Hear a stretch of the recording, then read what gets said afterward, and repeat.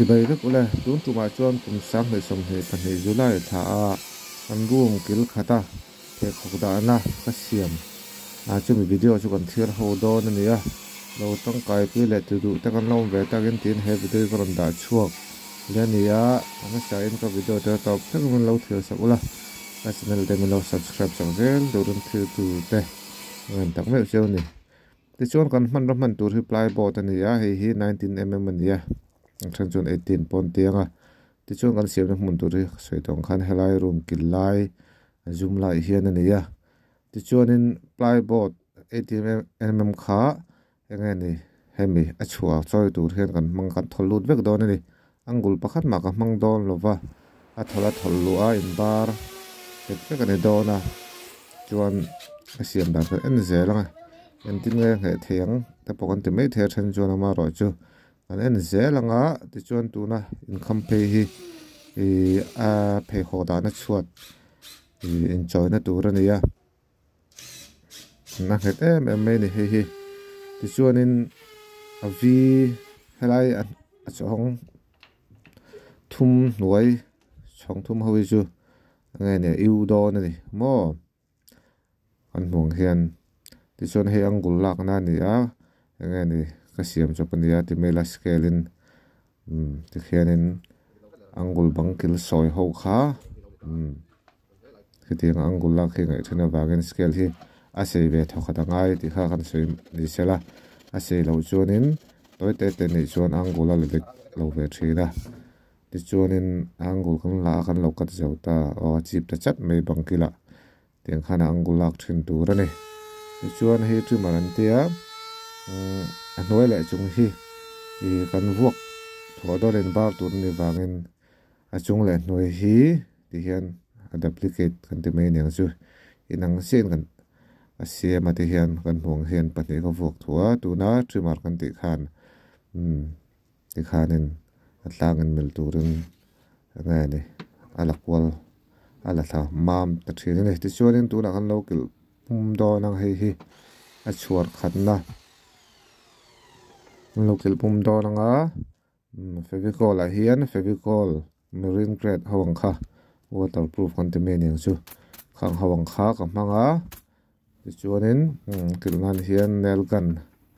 tuna inchi khat nin ka rek kil na khi a chiang ta lawa chu chuanin a kil beta ti chuan kan kil pum zor anga ti hian tuna ken di wall chop sawa inchi som pani mo fit khat lai thing tan na blade kha ka vuani akil nan hian perakte inchi khat pom man theya glue ka man khi soyang khan fevicol marine ne charna em maya nge ni a char to phei chu akhir hi achang em mai ni he marine grade fevicol hi ti chuan nail gun a hian perak kha sai sang kha aman ve the ta hian a toy te se te man vek theini he nail gun a hian a thun vek theini ti kha an sui ni sela ti chuanin kan han kil pum zawanga kan video te sei tong hana top thlengan min lo en sakanga a to pa lan dan te nge ne finishing lai ti te khang vela kha nge ne kanen chawzel tur angai la ti chuan hemi chunga hian rong kap lovin san mai kha an tia tun ma soile soin hu nge ni sunglass kan ti hawang kha mo san mai kha ka bel dona chuan ka san mai ka bel hi 4/8 mon fitli fitria diro taf phek lai khat angani chu tiang anga lai chu ni a phek khati sang kha zariat nge ni sang kha zare somnga ti chhovelin kaleya ta hian san mai ka hi phek thum nge phek li ka mangani ti chuanin nge ni san mai ka mang khar lo po hianin nge ni atuam moi theya heng wallpaper kan ti hong chi ta po hian an ti duila to moi vek theini ti kha kan sui ni sila san mai ka kharangai lo ni ti chuan hi anita ti hian kan thol lu ta ni si na kan kil bia khan na elani wangin lelama lelam ange ani la turin do ton angani ti hian cool thei lo lu ka ni mo chunga pokhen no pangal han lo na tu na kan en chinang a cool thei le thei lo chu zai pu lo china zai pu seri kum ber ber mi po zawla la ni mo kha ania chak em me ni heng hi ti bi nung cheinan te mo khang ho vela khanin nge ni thlak vel han tar do banga han ti be nang khan angul nge ni apot be tu lang mi lo khan bo vekin ada thei ni ti kha te tu te anau se de kan sine session me ka ne tu na kan mu hi seng khan he katarani hi le me tu rom lova cha chop te nga ya hi san me ka katarani karpai ti te ne ya mor kha siam em me ni mixing taksa phe chu zai lai the ni mo wangin film khur ngai em ni in thai pala lom em ani ti hen kan hong hianin mobile ni khan na khanin bung mok mai ni ti chuan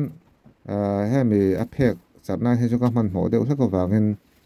fevicol var mang lo khan sr fevicol den rai thawang kha mo bul de thawang khi kapmanga ni ni rong hal jung se ka du wang khan ka man mo wangin fevicol var hawang po kha ya man the man atlom ve dewa ti thuwa kha man vek the ni ti chuan he hi chu helai process dan hi chu thila harom la ba ti khen fevicol kha han kha deta ti bel mai khen ya tu na thing da khian lawin char pal tur ti kha ve nga them em ani chuan zo tre pa an siam zo tre pe ti chuan he kan khok chen nga fevicol char kha char na em ni he fevicol hi tholu tu khat fevicol var satliang kha ni lawa sh hawang kha ni lawa han lo siam zo ta lan dan tlang pui chu he hi ni ya phe kho hi per se chu nga lenga hian led kan fita kha ngai kha chu tilang talawa amoi lo chu a thliu tu mi ta jing ani dong chu